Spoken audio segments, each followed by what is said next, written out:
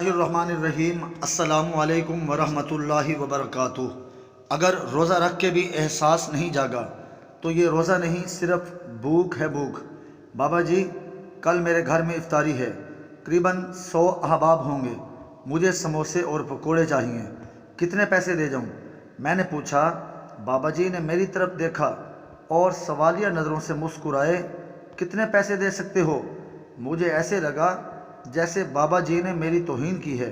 مجھے ایک عرصے سے جانتے ہوئے بھی یہ سوال بے محل اور تضحیک تھی۔ میں نے اصل قیمت سے زیادہ پیسے نکالے اور بابا جی کے سامنے رکھ دیے۔ بابا جی نے پیسے اٹھائے اور مجھے دیتے ہوئے بولے، وہ سامنے سڑک کے اس پار اس بوڑھی عورت کو دے دو، کل آ کر اپنے سموسے پکوڑے لے جانا۔ میری پریشانی تم نے حل کر دی۔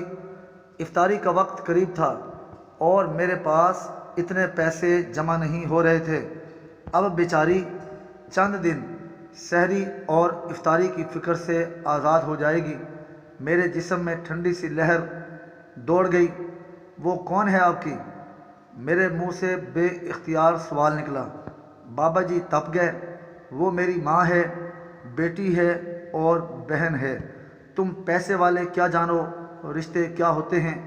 جنہیں انسانیت کی پہچان نہیں رہی، انہیں رشتوں کا بھرم کیسے ہوگا؟ پچھلے 3 گھنٹے سے کھڑی ہے، نہ مانگ رہی ہے اور نہ کوئی دے رہا ہے۔ تم لوگ بھوکا رہنے کو روزہ سمجھتے ہو اور پیٹ بھرے رشتوں کو افطار کرا کے سمجھتے ہو ثواب کما لیا۔ اگر روزہ رکھ کے بھی احساس نہیں جاگا تو یہ روزہ نہیں، صرف بھوک ہے بھوک۔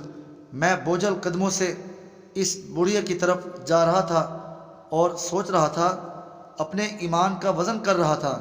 یہ میرے ہاتھ میں پیسے میرے نہیں تھے، یہ بابا جی کے تھے۔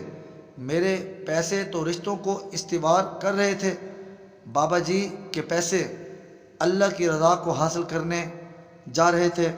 میں سوچ رہا تھا کہ اس بڑھیا میں ماں، بہن اور بیٹی مجھے کیوں نہیں دکھائی دیتی؟ اے کاش میں بھی بابا جی کی آنکھ سے دیکھتا، اے کاش تمام صاحبان حیثیت بھی اسی آنکھ کے مالک ہوتے، اے کاش کے ساتھ بے شمار تمنائیں میرا پیچھا کر رہی تھیں۔ اللہ ہمیں بابا جی جیسی نظر عطا فرمائے، آمین۔